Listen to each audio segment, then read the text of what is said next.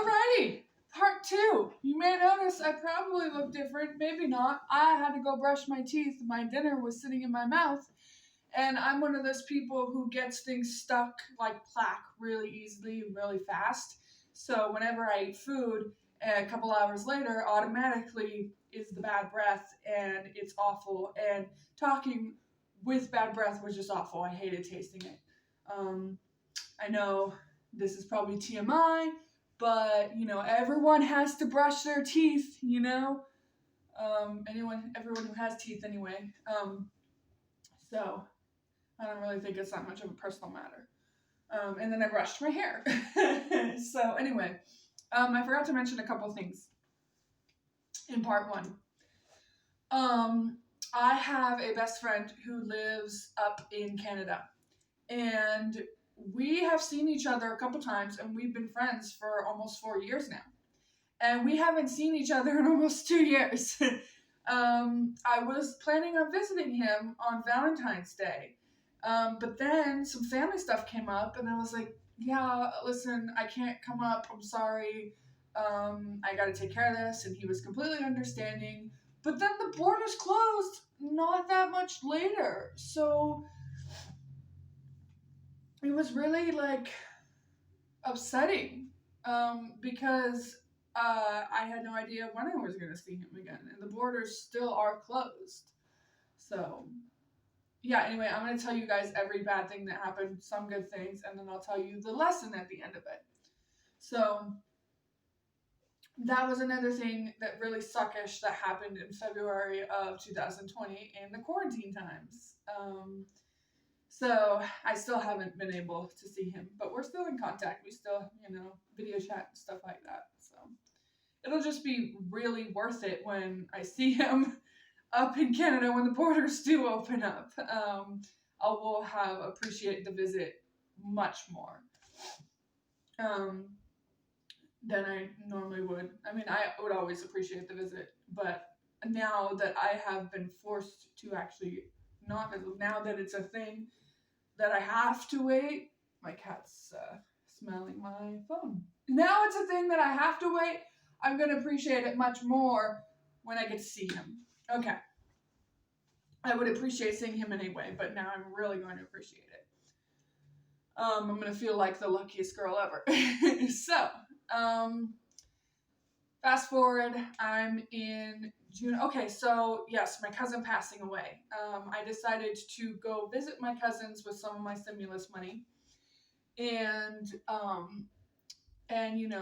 comfort, family. Everyone was upset that my cousin passed away, and excuse me, I was going to visit family and comfort them and all that. And honestly, the summer was great. June, July, and August were really great. I don't really have anything bad to say about those months. Summertime is my time. I was born in the summer. I'm at my best when it's summertime. Definitely summer baby. So it didn't, suck whatsoever. I got this sun tattoo for my birthday. And then shortly after, I got this sunset feather tattoo. She's in front of the camera again. Like a month later. But what sucked about it was that I am a person who donates plasma, and when you get a tattoo professionally, you can't donate plasma for 6 months. This applies to some places, not all places. When you get a tattoo at home, it was an at-home tattoo. My dad, he's a sort of professional tattoo artist. He's been doing tattoos for years. When you do one at home and not in a store, you get deferred for an entire year. So the only thing that sucked about it was I couldn't donate plasma and make money anymore.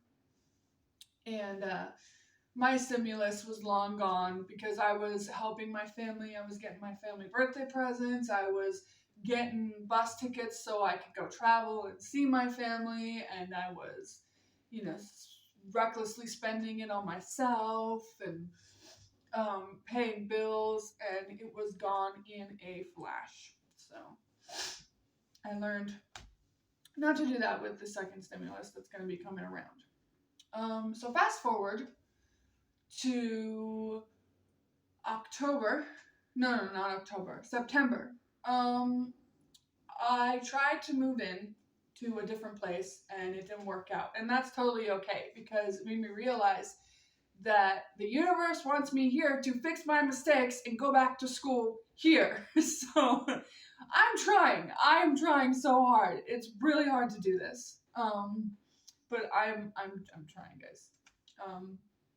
So that whole jumble happened around, I was moving on and off in September.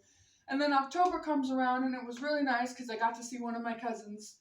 But I had a falling out in September with the same cousins who I had a falling out with in 2019 once again. So therefore, I lost my two cousins' family, not literally, just emotionally because we had a falling out again. In September, so I have a best guy friend and a best girlfriend. And my best girlfriend, when I was moving, she offered to drive me to Seattle. But she had this really snarkily toot about it and gave me the worst crap ass goodbye. And I was like, something's definitely up with this girl. So things had been crumbling for a couple months after September. So October comes around. I got to see one of my cousins and spend Halloween with one of my cousins. November comes around, and I was totally fine with it. I was like, this is chill, this is nice. Thanksgiving is, in less than a month. We get to make our meals and stuff like that. And I was so happy about that. And this is where the story gets kind of sad. My grandpa Jim, he wanted me to come over for Thanksgiving. And I was like, oh, okay, so you want me to cook you something and we can have a nice time. And he was like, no, we can go do something instead. But I said to myself, I don't really want to see him and not cook. It's Thanksgiving. I really want to cook. I'd honestly take that day back if I could. So I was like, how about after Thanksgiving, I come visit you? And he was like, sure. And I was like, I'll stay for the entire month of December. I'll come on December 2nd and visit you for the entire month and help you with everything. Because he needed help, He was sick. And he was like, yeah, that's a great idea. So he was really excited for me to come up. Around the time that Thanksgiving happened, a couple days after, I was supposed to be hanging out with this girl. And this girl liked me and I liked her. And we were supposed to just hang out and have girls spend the night. Not a sleep over, just a, hey, let's, have a nice sleepover and, not worry about, any romanticness or anything because I really need a friend right now. And I was like, I really need a friend right now too. So we were planning to hang out and have a sleepover. And whenever something goes wrong, whenever she cancels our plans, she always tells me why. And that's what I liked about her. One of the things I liked about her was she was completely honest no matter what. And around the time comes around, I'm ready, I'm all packed up for the sleepover, and she doesn't message me at all. And I'm like, what happened? Why'd you cancel our sleepover? And had I known that she was going to cancel, I would have visited my grandpa a couple days sooner. So now December sets in and my mom, she's starting to get a little bit sick. And she was like, oh, well, I want to go go see my dad, he doesn't have that much long left. And I was like, well, you definitely should, but you're going to be stuck down there. And if it snows, you're going to be sick. And then you're going to end up in the hospital and you won't be able to take care of him. And she was like, yeah, you're probably right. So I'm like, yeah, I'll do it. I'll go take care of him. And she's like, okay. And she did have a ticket to go see him. But more happens with that story. This is the end of part 2. I'm going to tell you guys part 3.